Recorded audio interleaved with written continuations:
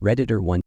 I've never told anyone this before, but sometimes the darkness we fear is not the stuff of ghosts or monsters. It's the sinister underbelly of human corruption that festers in places we never thought to look. I still remember the humid night air of Piedras Negras, Coahuila, a decade ago, when everything changed. At the time, I was a young journalist chasing stories in a town that many considered a sleepy backwater, a quiet border city of less than 200,000 souls across from Eagle Pass in Texas. Life here was predictable, long, sun-baked days punctuated by slow evenings, the kind of mundane normalcy that made you believe nothing could ever truly go wrong. But beneath that placid surface, a crime wave unlike any other had swept through our town, a wave that redefined horror in terms far grimmer than any urban legend. It was a stifling summer, and I was on my usual evening walk after a late shift at the local paper. The pavement was slick with the residue of a passing rain, and I remember the squeak of my worn sneakers as they echoed against the empty streets. I'd been recounting in my mind the day's interviews when a peculiar tension began to build, a small, nagging discomfort, as if the night itself were holding its breath. I couldn't shake the feeling that every shadow, every flicker of light from a passing car concealed a secret. At first, the crime spike was dismissed as typical cartel turf warfare. Our town, perched on the border and serving as prime real estate for rival cartels, had always been a magnet for violence. But this wasn't the usual chaos of street gangs battling for control. No, these were precise, surgical strikes that baffled even the most seasoned authorities. One cartel had set its sights on displacing the other through a series of swift abductions, interrogations, and murders. Victims would simply vanish, taken from the streets, interrogated in secret, and then disposed of in a manner so chillingly methodical that even the federal investigators could only whisper about it in hushed tones. I started following the case closely.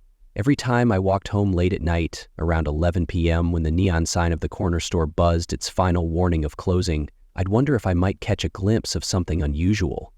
One night, as I passed by a narrow alley, my phone, already on its last 5% battery, buzzed with a news alert. Another disappearance, another victim. My heart pounded harder. How is this possible? I wondered aloud. I couldn't help but think, this isn't random. There's a pattern here.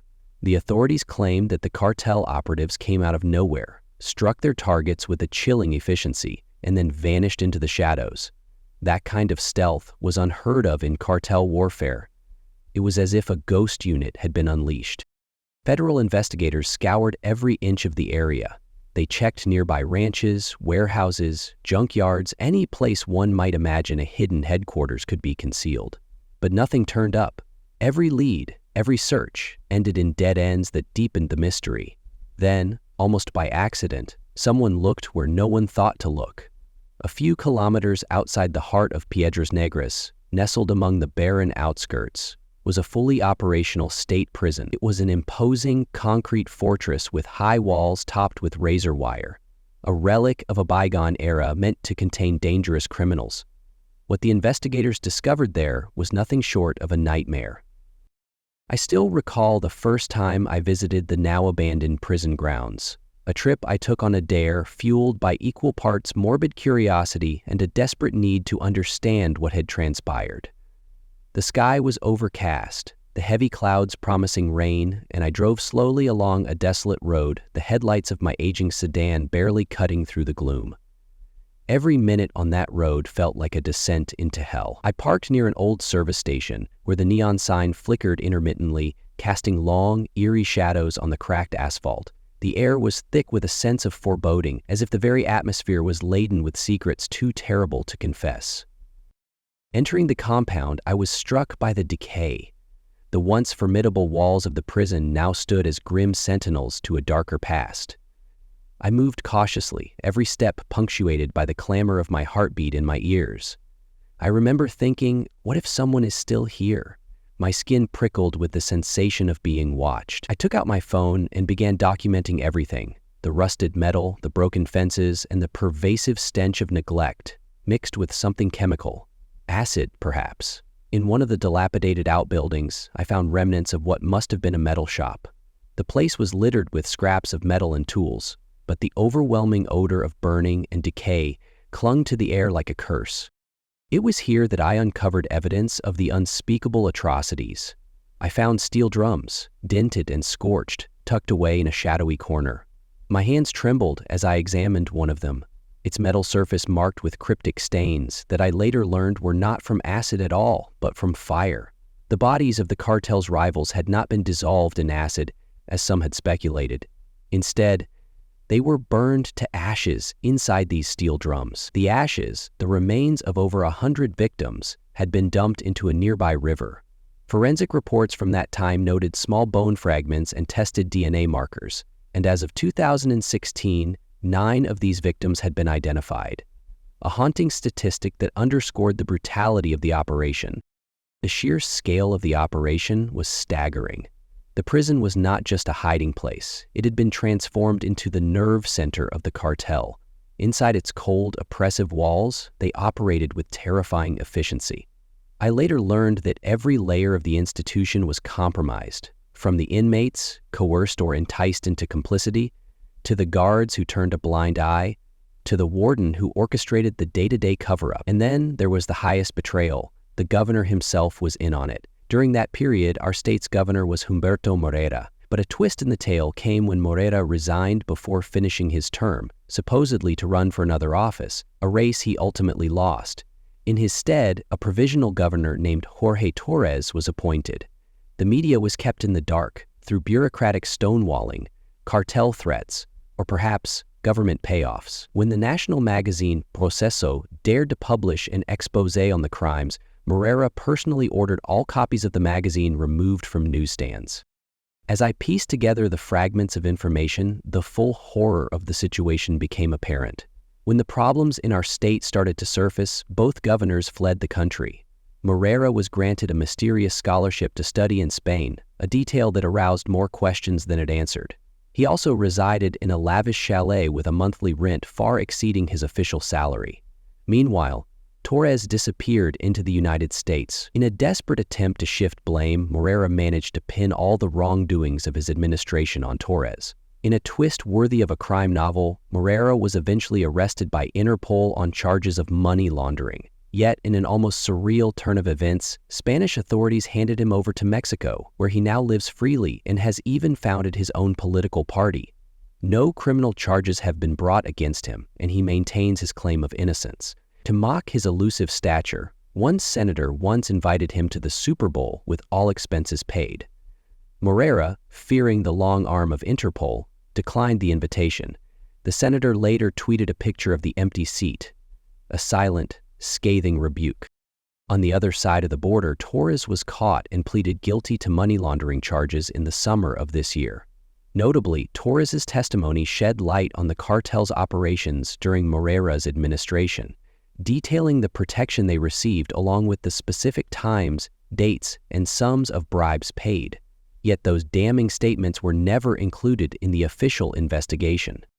The more I dug, the more I felt the oppressive weight of secrets bearing down on me.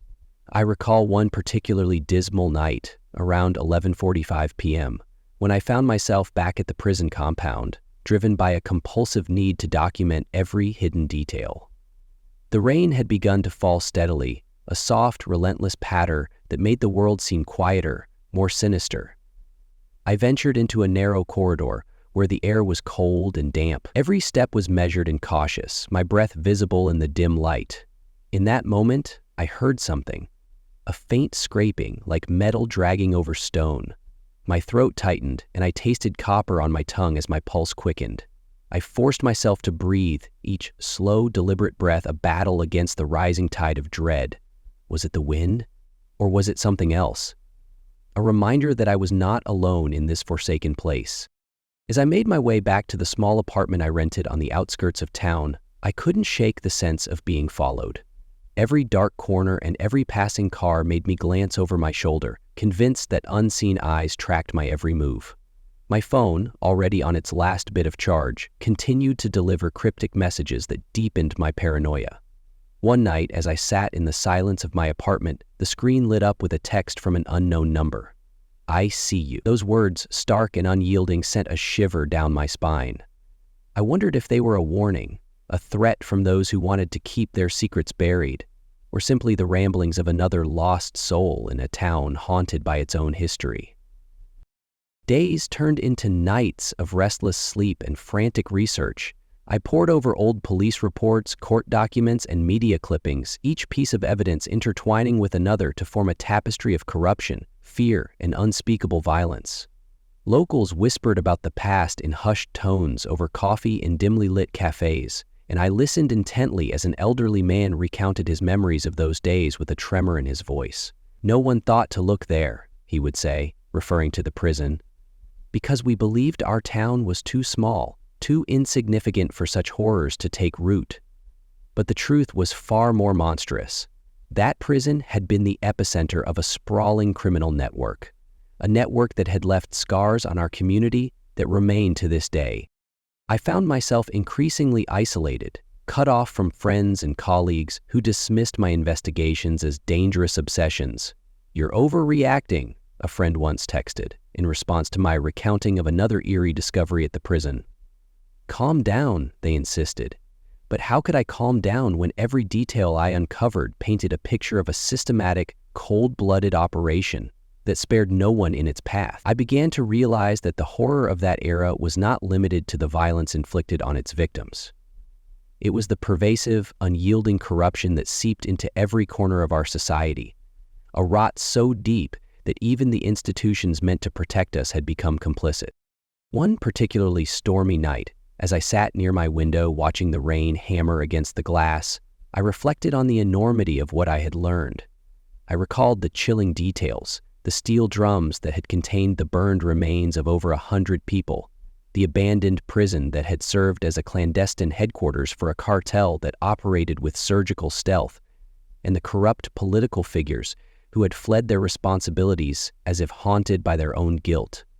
In that moment, I felt an overwhelming sense of despair and anger, not just for the victims, but for a society that had allowed such horrors to persist, cloaked in silence and complicity. I began to write my findings in a battered notebook, each entry a desperate attempt to expose the truth. I detailed the cold precision of the cartel's operations, the way they had moved like shadows through our town, and the unthinkable collusion that had enabled them to operate with impunity. I wrote about the forensic teams that had scoured the river for bone fragments, about the 9 identities that had been confirmed as victims, and about the eerie calm that followed each brutal act. I noted the exact times of my own investigations: 11 p.m. when I left the paper office, 11:45 p.m. when I heard that metallic scraping in the prison corridor, and I described the ambient details: the biting chill of the night air, the relentless tapping of rain on the window, the acrid tang of decay in the prison halls. Every piece of evidence pointed to one unthinkable conclusion. The cartel had not been an isolated band of criminals, but a meticulously organized force with deep connections in the highest levels of government. The story was too vast, too horrifying to be contained within the pages of a local paper. I was compelled to reach out to national media to ensure that the truth was not once again buried beneath layers of fear and bureaucratic silence. Yet with every phone call and meeting, I could feel the invisible pressure of those who wished to keep these secrets hidden. A few whispered threats, barely audible over the hum of daily life, reached my ears. "Leave it alone," or "some things are better left in the dark." But I couldn't turn away. I owed it to the victims, to the souls lost in that hellish network, to tell the story of what had truly transpired in Piedras.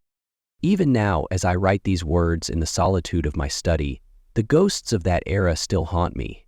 The images of the prison's decaying halls, the chilling glimpse of steel drums stained with the remnants of human lives, and the cold, calculating eyes of those who once ran the operation all linger in my memory. I often find myself glancing over my shoulder, half expecting to see a shadow flit past my window, as if reminding me that the darkness is never truly gone. I still wake in the middle of the night, heart pounding, convinced that I hear distant echoes of footsteps or the faint, unyielding whisper of a voice saying, "I see you." I've never told anyone this before, but the true horror of that time was not just in the gruesome acts of violence or the systematic erasure of lives. It was in the betrayal of trust, the realization that those who were sworn to protect the people had become the very architects of its demise. As I reflect on the corrupt legacy of Governors Moreira and Torres, and on the chilling collaboration that turned a state prison into a macabre fortress of death, I am filled with an enduring sense of dread. The scars left by that decade of terror are indelible, etched into the very soul of Piedras Negras, and I fear that even as time moves on, the shadows of that past will never fully recede. So, if you ever find yourself walking the quiet streets of a small border town on a damp, rainy night, if you hear a sound that sets your heart racing or catch a glimpse of a shadow where none should be, remember that sometimes the most dangerous truths are hidden in plain sight. No one thought to look there, but once you do, the darkness might just stare back. And as long as there are those who dare to search for the secrets that lie beneath the surface, the horror will never truly end. I leave you with this unresolved thought. The past is a relentless specter, and in the silent, rainy nights of Piedras Negras, I still sometimes find footprints outside my window, as if to remind me that the true monsters are not only those who have been caught, but also those who remain free, lurking in the shadows, waiting for the moment when the light of truth is extinguished once and for all. Redditor 2. I've never told anyone this before, but sometimes the past has a way of clawing its way back into the present, especially when it hides in the silence of an abandoned house. I remember the old halfway house on Ashworth Lane like a wound that never quite healed.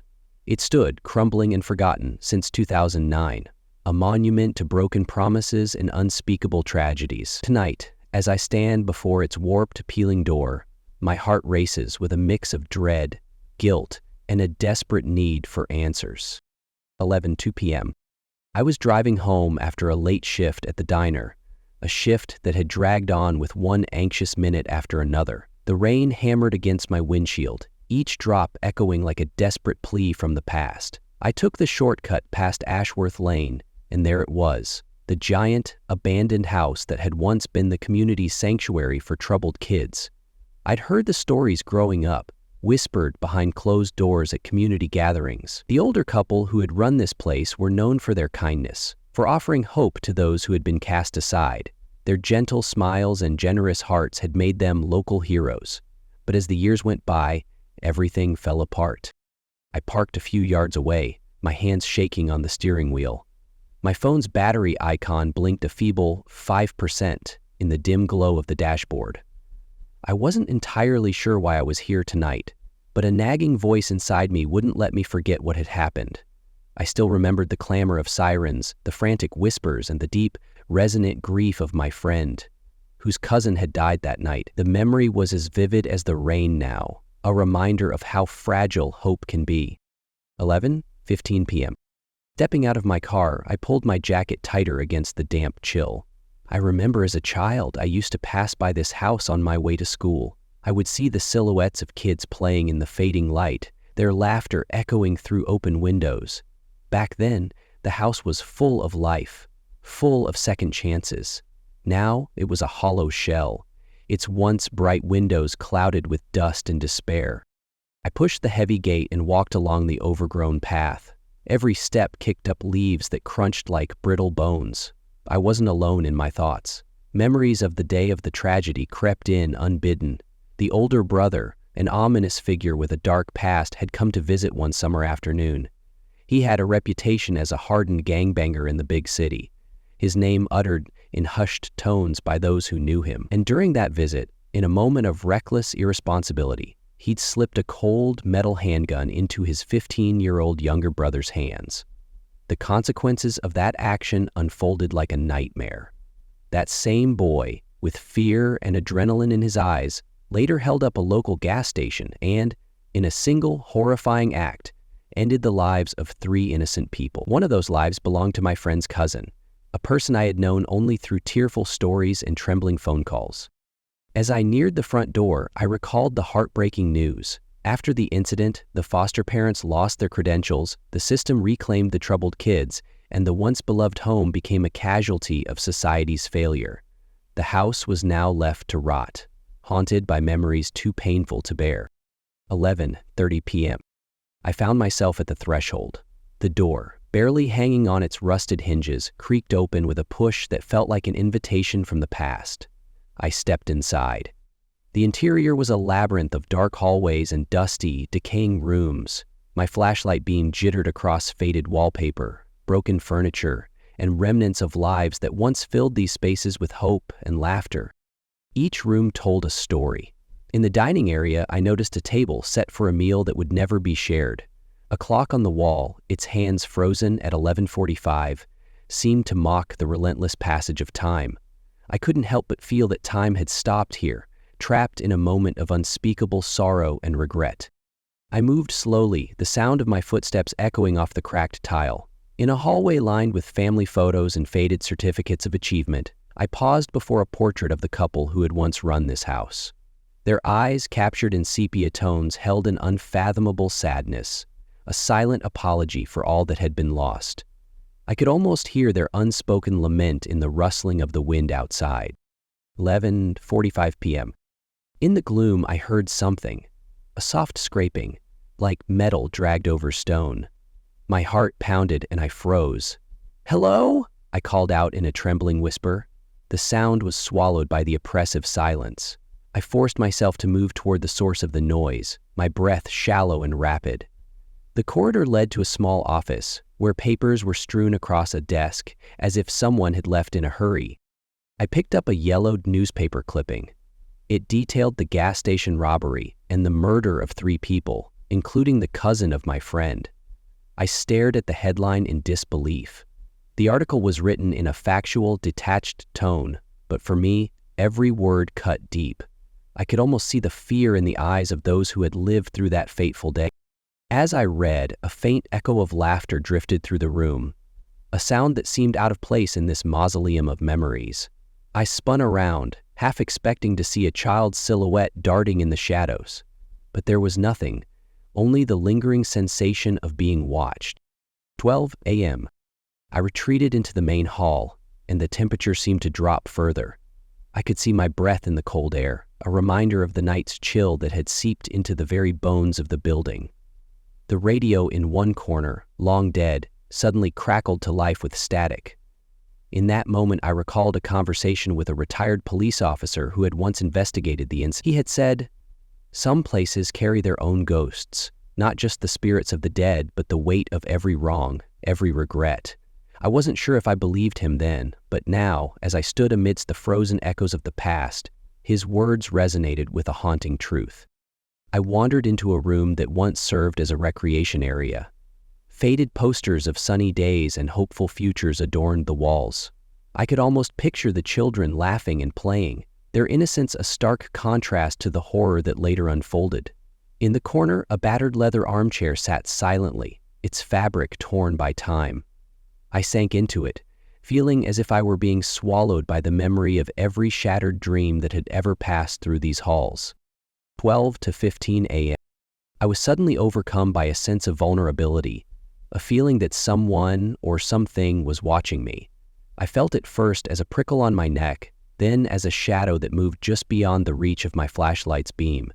I forced myself to look up, and for a split second, I saw a figure standing at the doorway, a silhouette of a man, his features blurred as if seen through a veil of mist. My heart raced, and I stifled a gasp. "Who's there?" I called out, my voice cracking with fear. The figure did not respond, but as I strained my eyes in the dim light, I noticed something odd. The man's posture was that of regret, a heavy burden in his stance, as though he were trying to apologize for something unspeakable. His eyes, though hidden, seemed to plead for forgiveness, for redemption. I wanted to reach out, to comfort him, but every instinct screamed that he was not of this world. Slowly the figure faded, dissolving into the shadows as if it had never been there at all. I was left alone once more, with the cold certainty that this house was not empty. It was filled with echoes of the past, echoes of pain, of sorrow, and of sins that could not be forgiven. 12:30 a.m. I couldn't shake the image of that figure, and my mind began to drift back to the day of the tragedy. I remembered the hushed tones of neighbors discussing the incident, the way eyes would lower in shame or fear when the topic was mentioned. I recalled my friend's voice trembling as he recounted how his cousin had been a beacon of hope in a world that was suddenly too dark to navigate. In his loss, I saw a reflection of the community's grief, a grief that had festered and grown over the years, eventually manifesting in the spectral inhabitants of this forsaken place. As I moved from room to room, I began to piece together a story that was more than just one of misfortune. There was a palpable sense of betrayal in the very walls. Betrayal by a system that had once tried to offer redemption to the lost souls of troubled kids. The foster parents, with their warm smiles and open hearts, had given these children a chance. Yet, in one terrible moment of recklessness, everything had been undone. The older brother's callous act of handing over a weapon had unleashed a cascade of violence that no one could have foreseen. The bloodshed at the gas station was a grim punctuation mark on a story that should have been about second chances and healing. I found myself drawn to a narrow staircase leading down to the basement. The air grew colder, denser as I descended. The steps creaked under my weight, and with each step I felt the weight of the past pressing down on me. At the bottom, I found a room filled with discarded belongings. Old toys, worn-out uniforms, and personal items that belonged to the children who had once called this place home. In one corner lay a small diary, its pages yellowed and brittle. I carefully opened it, and as I flipped through, I recognized the familiar handwriting of a young girl who had once found solace here. She had written about hope, fear, and the heavy burden of loss. One entry in particular stood out. I hear whispers in the walls, voices that aren't mine. I'm scared they're the ghosts of our mistakes, the echoes of all the wrong things we did. I wish we could all be forgiven. Her words made my heart ache. I couldn't help but wonder if the house itself was trying to atone for its sins, or if it was merely a repository for the guilt and sorrow of everyone who had ever set foot inside. 12:45 a.m. A sudden noise jolted me back to the present. A faint, rhythmic tapping coming from the far end of the basement. I steadied my breath, my fingers tightening around the diary. The sound was methodical, almost like a heartbeat, and it stirred a primal fear in me. I edged toward the sound, my flashlight trembling in my grasp. When I reached the source, I found an old metal filing cabinet with one drawer slightly ajar. The tapping was coming from inside it. I reached out with a trembling hand and pulled the drawer open. Inside, amidst a jumble of paper and forgotten trinkets, lay a single photograph. It was a faded black and white image of the foster parents standing proudly in front of the house, their faces smiling with genuine warmth. On the back of the photo, in neat handwriting, were the words, "A home for the lost, a family for the forgotten." As I held the photo, I could almost feel the warmth of their spirits, the hope they had tried to instill, even as the world around them fell into chaos. But then, as if in response to my touch, the tapping resumed, louder this time. It was no longer coming from the cabinet. I spun around, heart hammering in my chest, and saw a shape darting past the edge of my vision. I tried to follow it, but it vanished like a trick of the light. I was alone, yet I could feel the presence of so many souls lingering in the shadows. I felt as if I were walking through a museum of sorrow, each relic a testament to the failures of a broken system. 1:0 a.m. I stepped back out into the chilly night, my mind swirling with memories and unanswerable questions. The journey through the house had been a surreal descent into a history filled with love, loss, and the tragic consequences of a single, irreversible mistake. As I walked back along the overgrown path toward my car, the wind whispered through the trees, carrying with it fragments of conversation, snatches of laughter, cries of anguish, and the soft, mournful strains of a lullaby I couldn't quite place.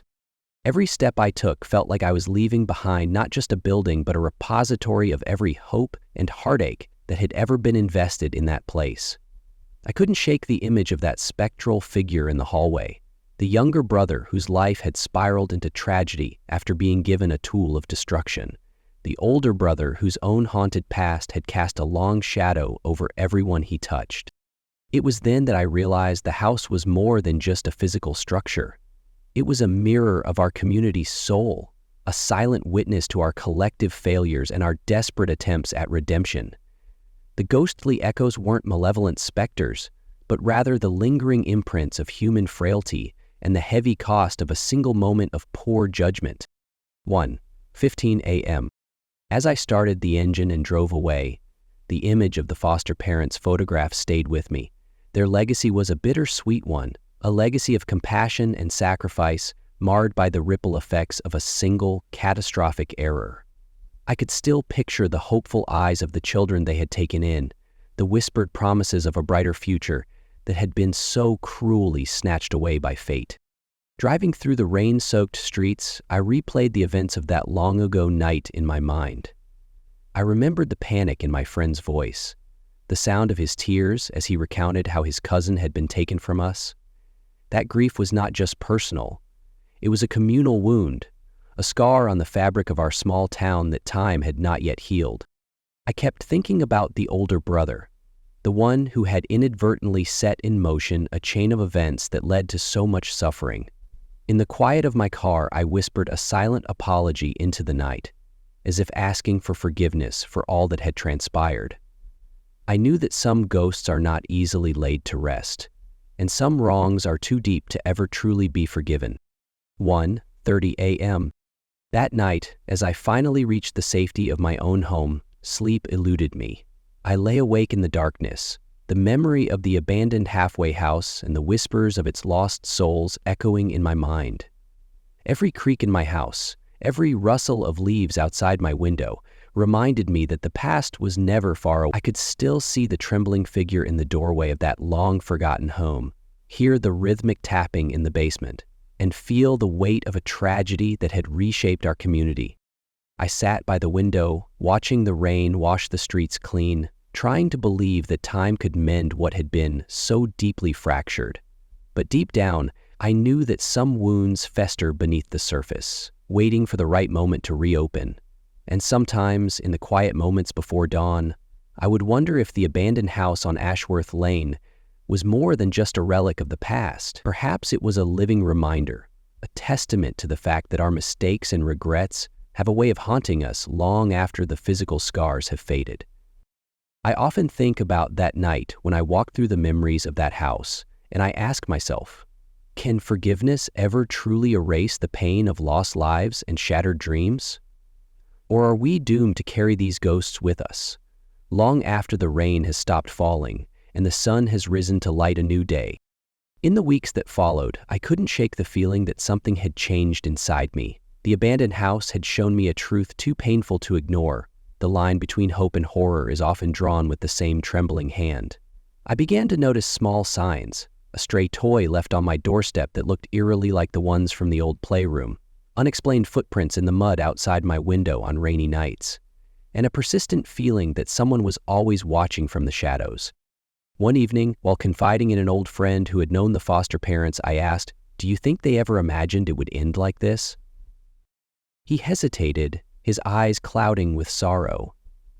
They gave so much of themselves to help others, but sometimes, even the kindest souls can't shield us from the darkness that lurks within each of us. His words stung with a bitter truth, and I realized that in our efforts to mend broken lives, we sometimes set in motion events that spiral far beyond our control. Now, whenever the rain begins to fall and the wind carries a hint of sorrow, I can't help but think of the halfway house on Ashworth Lane. I know that the ghosts of that place, of lost children, of a misguided brother, and of the foster parents who tried so hard to create a sanctuary, continue to wander through the ruins. Their presence is felt in every creak of old wood and every whisper of the wind, reminding us that some stories never truly end. I've tried to move on, to bury the past under layers of everyday life, but every so often, when the night is especially quiet and the darkness feels too heavy, I find myself drawn back to that house, as if the ghosts are calling me home. I sometimes wonder if the house itself is alive with their collective grief and regret, an eternal monument to a tragedy that still haunts the community.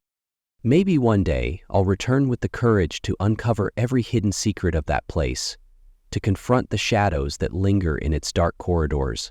Until then, I carry with me the weight of its memory, a constant reminder that the past never truly dies. It waits patiently in the corners of our minds, ready to resurface when we least expect it, an enduring echo of sorrow and the price of our mistakes. I've never told anyone this before, but But sometimes I lie awake, listening for that soft, rhythmic tapping in the dead of night, and I wonder if forgiveness is ever possible. The abandoned house stands as a silent testament to the fragility of hope and the indelible scars left by our darkest actions. And in the quiet moments, when the world seems to hold its breath, I can almost hear the faint, ghostly murmur of lost souls, whispering that some wounds are too deep, some regrets too permanent, to ever truly fade away. In that lingering silence, I realize that the true horror isn't the ghostly presence in an abandoned building. It's the haunting legacy of our own choices, the way a single, irreversible act can echo through time and shatter lives. And as I stare out into the stormy night, I can't help but wonder, are we ever free of the past, or do we carry its burden with us, forever haunted by the echoes of what once was? Redditor 3. I've never told anyone this before, but for years I've felt the persistent tug of a past that refuses to stay buried. I returned to Maplewood last autumn with a heavy heart and an even heavier secret, determined to peel back the layers of whispers and shadows that had haunted me since I was a child. The town, with its quiet streets and aging facades, had always hidden dark stories behind polite smiles and familiar greetings, but none were as sinister as the tale of the carnival and the little girl whose laughter was abruptly silenced one fateful night. I still remember the night of the carnival as if it were etched in my very soul. It was a summer evening nearly 30 years ago when the annual downtown carnival filled the air with the scent of popcorn, the glow of string lights, and a frenetic energy that made the mundane world sparkle with possibility. Amidst the laughter and music, an 8-year-old girl, Emily, who was once a beacon of joy in our small community, vanished without a trace. I was barely 10 then, but the horror of that night has lingered like a shadow ever since. I recall the chaos that ensued, frantic calls, desperate searches, and a palpable sense of dread that clung to every corner of Maplewood. In the days that followed, the police narrowed their focus to a suspect seen near the carnival grounds shortly before Emily disappeared. The man was no stranger to our neighborhood. In fact, he was the very picture of familiarity, a next-door neighbor and a trusted friend of Emily's father. The revelation that he had committed unthinkable acts against a defenseless child shook the town to its core. He confessed to horrific crimes that included murder, unspeakable acts of violence, and a cruelty that no community should ever endure. I won't dwell on the explicit details. They are too raw and disturbing even to recount. But the aftermath left scars on every family in Maplewood. The man was convicted and sentenced to what should have been a lifetime behind bars, a 40-year sentence that many believed would keep his darkness confined. Yet, as life in Maplewood often demonstrates, time and laws are unpredictable. Just 8 years into his sentence, a twist of fate and a shift in legal winds saw him paroled.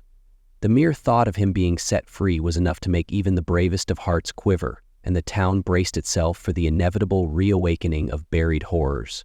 When he returned, accompanied by his aging parents, he moved into the same old house next door to Emily's family home. It was as if the devil himself had chosen the very spot where tragedy had been so raw and visceral. That week after his return was a time of whispered rumors and anxious glances. I could sense that something was off. Neighbors exchanged furtive looks, and in the quiet corners of the local diner, hushed voices muttered about old sins coming back to life. I spent sleepless nights poring over old newspaper clippings and police reports, piecing together fragments of a puzzle that no one else seemed willing to complete. Every detail, from the time of night he had been seen to the exact location of his former residence, was etched in my memory.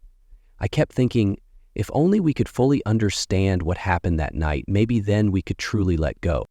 On one particularly cold night, I found myself wandering the nearly empty streets of Maplewood, drawn by a compulsion I couldn't quite explain.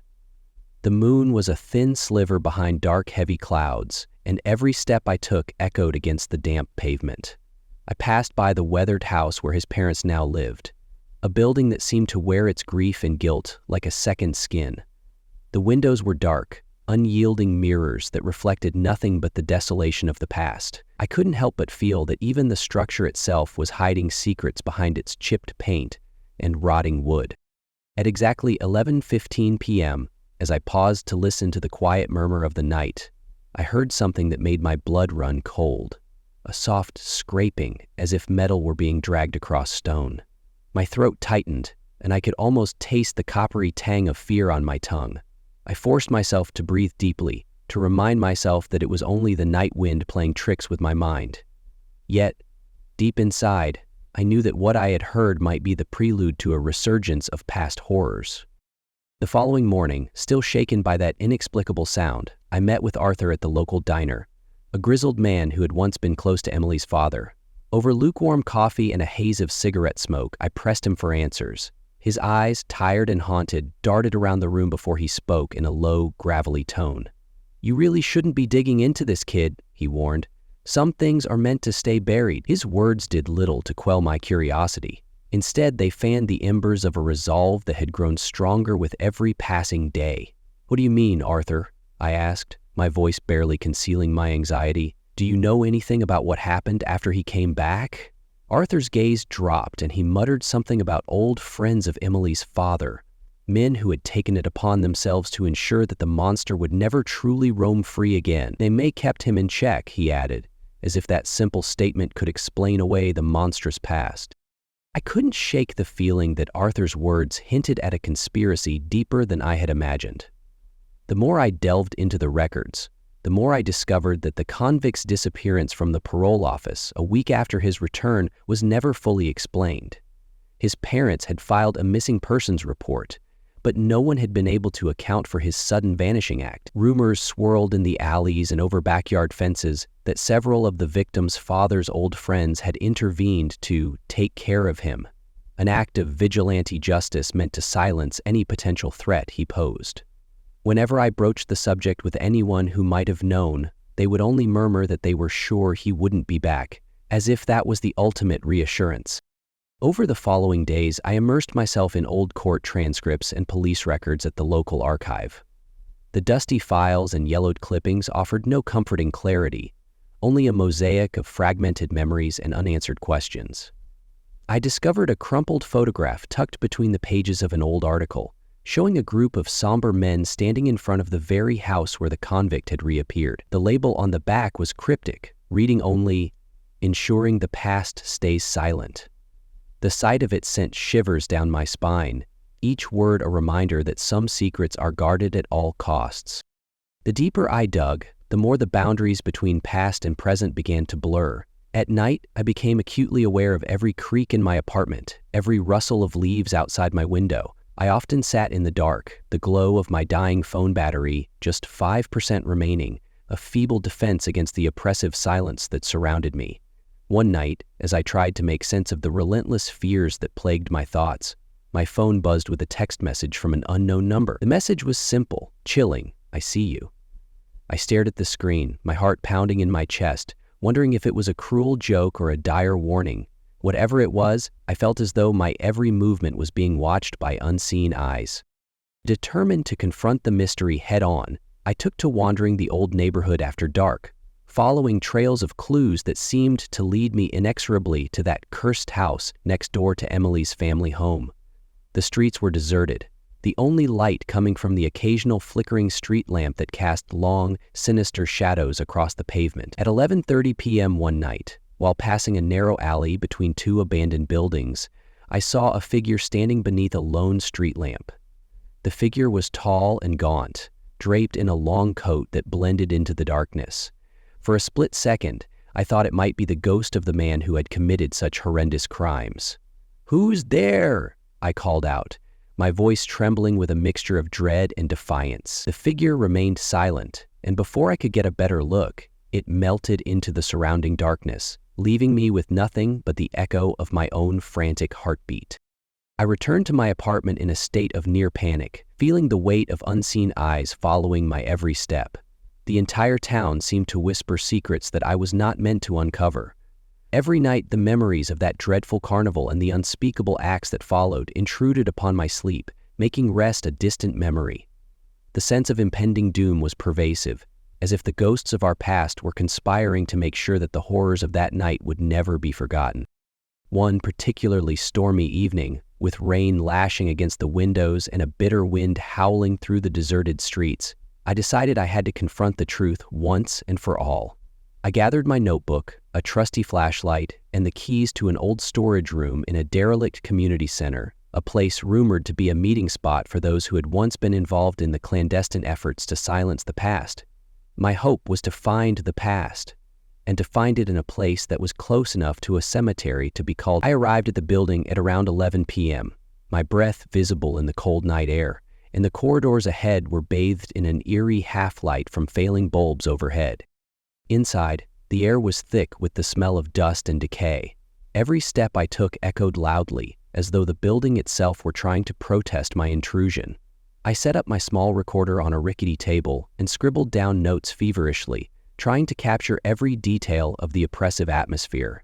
The minutes dragged by, each tick of the clock intensifying the dread that had been steadily building within me. Then, at precisely 11:45 p.m., the heavy door creaked open, and I caught sight of a dark silhouette in the doorway.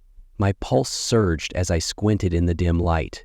The figure stepped forward slowly, revealing a face half hidden in shadow and eyes that glinted with a mix of sorrow and something far more sinister. "Do you know what you're doing here?" the man asked in a low, measured tone. His words carried the weight of decades of guilt and regret, and for a moment I was paralyzed, caught between the desire to flee and the need to know more. I need to know the truth," I stammered, my voice barely audible over the sound of my own racing heartbeat. "I need to know if what they say is real, if you're still here." He hesitated, as if weighing whether to reveal secrets best left hidden. "The truth," he finally said, "is that some sins never die. They linger in the shadows, festering in the corners of our minds, waiting for the moment when the light cannot hold them at bay." Before I could press him further, I heard footsteps approaching from the far end of the room. The man's eyes darkened, and he gestured silently toward the sound. In an instant, more figures emerged from the gloom. Silent, resolute men whose presence confirmed the horrifying reality that had been whispered about for so long. I recognized them from grainy, long-forgotten photographs, friends of Emily's father, men who had taken it upon themselves to enforce a grim kind of justice. Their voices were low and devoid of emotion, as one of them murmured, "We made a promise long ago. This is for her." The words sent a shudder down my spine, as I realized that the disappearance of the convict from his parole office had been no random occurrence. It had been orchestrated by those determined to keep the monstrous legacy from ever resurfacing. Fleeing that night, I felt as though the very shadows were closing in around me. Every darkened alley and empty street became a reminder that I was entangled in a web spun from decades of guilt and retribution. The days that followed were a blur of restless nights and anxious investigations. I reached out to Marianne, an old acquaintance who had once worked on the case, hoping she might shed light on the unfolding mystery. Over a crackling phone line on a rainy afternoon, she confided in me with a hushed tone. "In Maplewood, sometimes justice is meted out in ways that defy the law. I wouldn't be surprised if his spirit, or something even more twisted, still lingers. When the past is so deeply entwined with our present, the line between protection and vengeance becomes blurred." Her words haunted me, echoing in the silent hours of the night. I began to piece together the scattered clues from old records and whispered conversations. It became evident that the vigilante justice carried out by those loyal to Emily's family was more than a desperate measure. It was an ongoing, unspoken pact. The convict's sudden disappearance, filed as a missing persons case by his distraught parents, was part of an effort to ensure that his capacity for evil would never find a chance to re-emerge. Every conversation I had, every faded photograph I uncovered, reinforced the grim notion that in Maplewood, some truths were too monstrous to face directly, so they were kept hidden behind layers of silence and fear. In the aftermath of my confrontation at the community center, I struggled to reconcile the conflicting emotions that surged within me. I was both repulsed and fascinated by the lengths to which people would go to bury their darkest secrets. The memory of that dreadful carnival and the face of Emily, once full of life and wonder, haunted my every waking moment. I began to see her in the rustle of leaves, in the glimmer of a distant street lamp, and in the quiet, mournful sigh of the wind through abandoned alleys. Her presence was an unyielding reminder of the innocence that had been stolen, a ghost that refused to fade with time. I spent long hours alone in my apartment, scribbling down my thoughts and the fragments of recollections that refused to be silenced. The relentless patter of rain against my window served as a constant reminder that nature, too, mourned the loss of what had once been pure and untainted. I wondered if I was destined to be consumed by this unending darkness, my life slowly devoured by the same relentless horror that had claimed Emily's future so many years ago. Sometimes, in the dead of night, I would hear what seemed like the soft, plaintive sound of a child's laughter echoing faintly in the distance. A sound so out of place and impossibly delicate that it sent my mind spiraling into memories of a time when hope still lived in our hearts.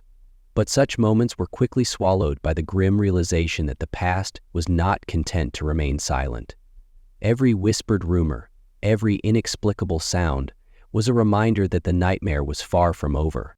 I've spent years searching for closure, for a way to reconcile the horrors of that long-ago night with the fragile remnants of normalcy that still clung to my life, but each step I took toward uncovering the truth seemed only to deepen the mystery. Even as I documented my findings, my thoughts turned to the future, wondering if, someday, the ghosts of Maplewood would finally be laid to rest, or if they would continue to claw their way into every corner of our lives. Now, as I sit by my window on a cold, rain-soaked night, I am left with a single inescapable truth. Some horrors are eternal. The man who once confessed to unspeakable acts of violence may have been silenced by those who swore to protect the innocent, but his shadow lingers on in the hearts and minds of everyone who witnessed that unspeakable tragedy. His absence from the parole office, the missing report filed by his parents, and the silent assurances from those who claim he will never return all form a mosaic of a past that continues to exert its influence on the present. I often wonder if the vigilante justice that once claimed him was a misguided attempt to erase a stain too profound for the legal system to contain. Yet, in doing so, the community of Maplewood may have traded one horror for another, a perpetual state of fear and suspicion, where every creak in the floor and every gust of wind seems to whisper of long-forgotten sins. And sometimes, in the dead silence of night, I can almost hear Emily's laughter mingled with the ominous murmur of those who made that unholy promise long ago. Even now, as the rain patters relentlessly against the glass, I feel the weight of that promise, a promise that some things are best left unspoken, buried beneath layers of time and pain. I write these words not to reopen old wounds, but in the hope that shining a light on these shadows might offer a measure of understanding, or at the very least serve as a cautionary tale. For in Maplewood, the past is never truly gone. It lives on in the hidden corners, in the fleeting glances of strangers, and in the chilling certainty that some nightmares refuse to die. I've learned that the real terror isn't simply the monstrous act itself, but the legacy it leaves behind, a legacy woven into the fabric of a town that seems forever trapped between moments of false hope and the inevitable return of darkness. Every night when the wind whispers secrets against my window and the rain taps out an unending dirge, I am reminded that some sins, no matter how deeply we try to bury them, have a way of resurfacing when we least expect it. So here I am, a reluctant chronicler of a tragedy that has scarred generations.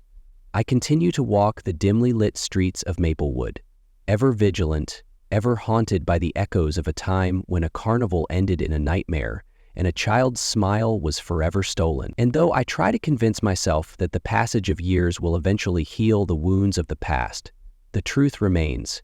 In this town, the darkness is a living, breathing entity, a force that waits patiently for the moment when we dare to remember, when we dare to speak of the unspeakable. I've never told anyone this before, but sometimes I fear that my own quest for truth has tethered me too closely to the abyss. With each step I take, I wonder if the shadows that follow me are those of the past, or if I have, in some unwitting way, become a part of that endless nightmare. And as I sit here, pen trembling in hand, I cannot help but ask, will the ghosts of Maplewood ever find rest? Or are we all destined to live in the perpetual twilight of secrets and sorrow? I leave you with this unresolved thought. the night is deep in Maplewood, and as long as the past is allowed to fester in silence, the terrors of that long-ago carnival will continue to haunt us. Every so often, when the wind is just right and the rain speaks in hushed tones, you might catch a glimpse of a shadow at your window or hear a voice whisper, "I see you." And in that moment, you'll know that the darkness never truly dies. It only waits for the next soul brave enough, or perhaps foolish enough, to seek the truth.